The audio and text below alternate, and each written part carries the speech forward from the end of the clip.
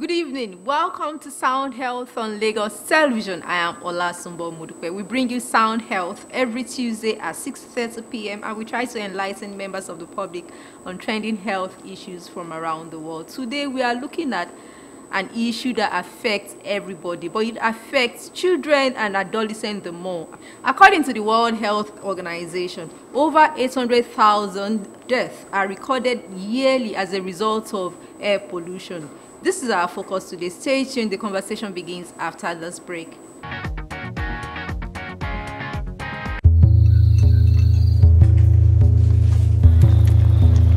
Some threats aren't obvious. In our homes, our communities, our cities, they're always among us, often unseen, hiding in plain sight. Non-communicable diseases like cardiovascular diseases, certain types of diabetes, cancer, chronic respiratory disease can affect us quietly. And every year, they take millions of lives. Most often, they are influenced by the world around us, factors outside our control. But the power to prevent and manage them is in our hands. Change isn't only possible, it's already within our reach. By addressing the underlying health and risk factors, by meaningfully including people living with non-communicable diseases into decision-making, understanding how environments and policies put us at risk, by supporting bold, inclusive, non-communicable disease policies like high taxes on cigarettes and other unhealthy products, decreasing the salt and fat content in our food, and ensuring access to essential medicines, we can build healthier futures for everyone.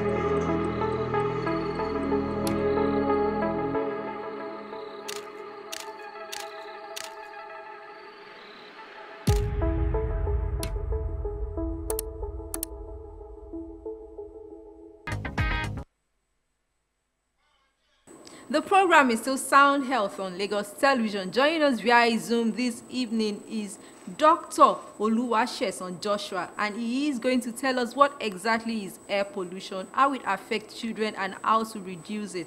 Dr. Oluwasesan Joshua is an atmospheric pollution expert, and he is going to tell us what we need to know about this topic. Good evening, Dr. Joshua, and thanks for joining us. Good evening, viewers. 1 in 3 deaths are linked to respiratory infection as a result of air pollution. This is always experienced by children under 5-year-old. What exactly is this condition, and why are we seeing more of that in children? Yeah, thank you. I want to go into that definition of air pollution. All we know that is the contamination of ambient air.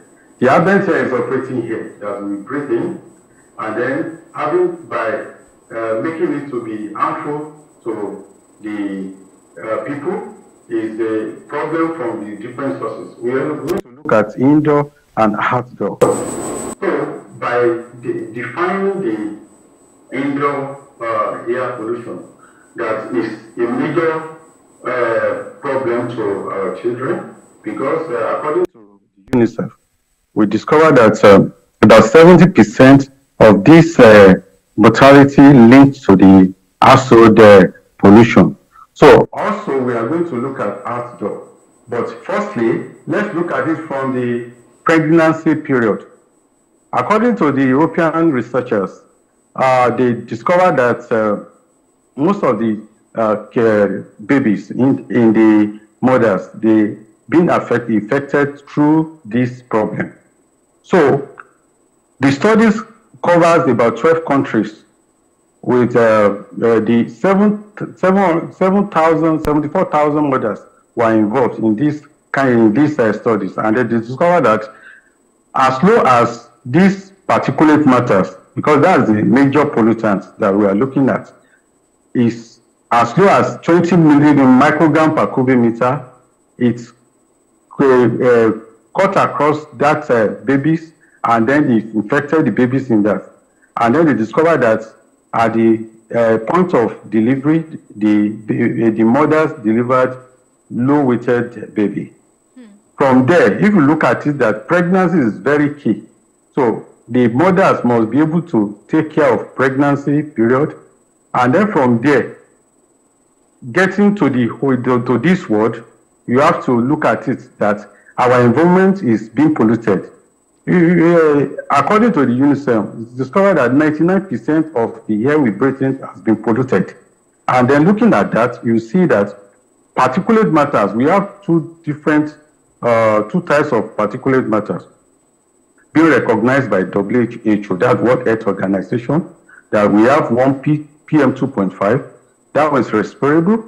The second one is PM 10, that inhalable. All right. In this PM 2.5, okay. Okay, please go ahead, Dr. Joshua. Yes. In this PM 2.5, it contains chemical profiles.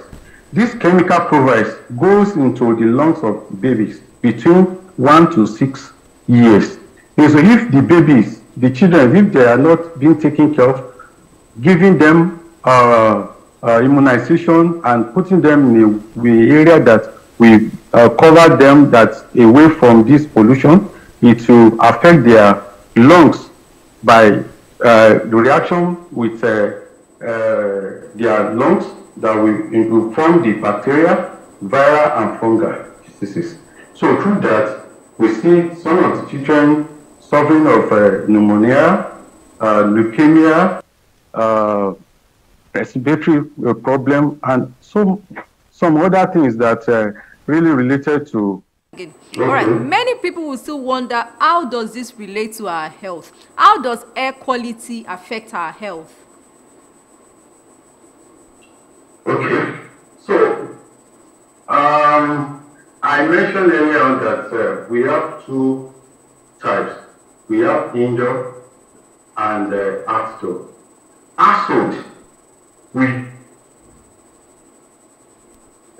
some people use kerosene to cook. Some use wood to cook. Some sawdust. So based on this art, one way or the other, we polluted the air, because this particular matter, dust, inhaling dust. So if you are along the road or inside the house, if you are cooking and you don't use a tuner fuel like LPG, definitely LPG too has its own, but it's minimal. So if you are, that's the reason why our kitchen must be ventilated, and then we use clean tuner gas.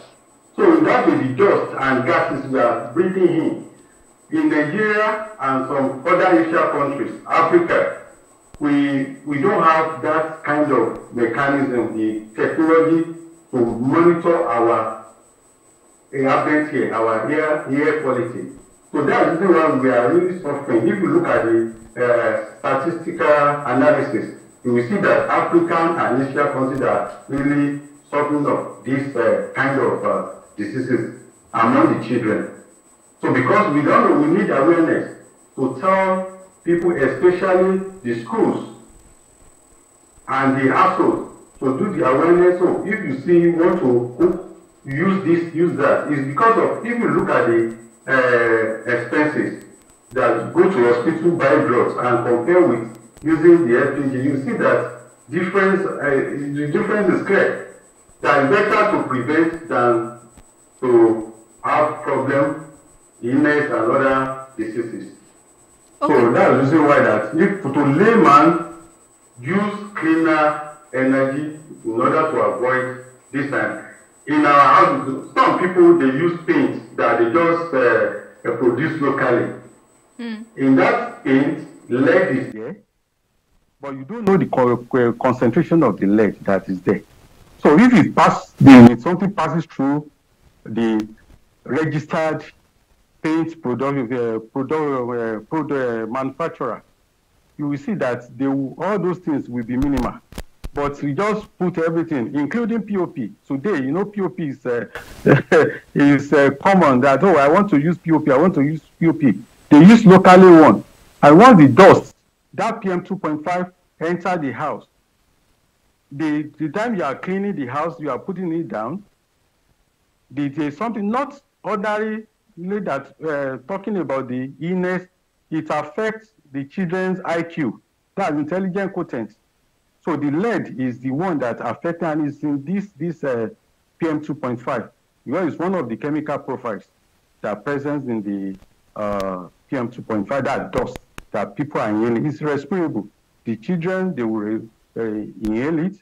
The adults will inhale it. But the children, the reason why the children is more important, that they breathe rapidly more than the adults, because they need it to develop their organs and their brains. Okay, Dr. Joshua, let us look at other domestic factors now. I'm glad you mentioned the use of energy, some other trendy, fashionable items at home, building materials at home. When you get to some people's household, you realize that fragrances and some other chemicals, like candles, scented candles, are these also potential risk factors?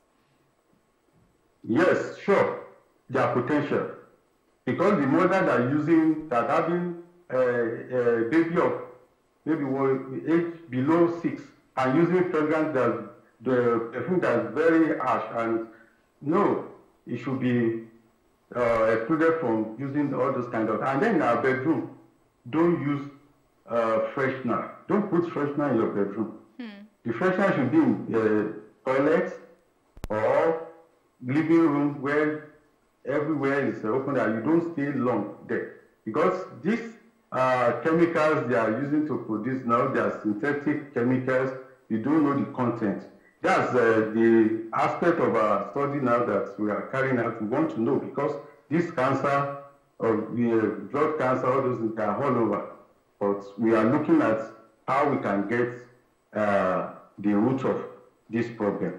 So it's ongoing research now that everybody will know about it.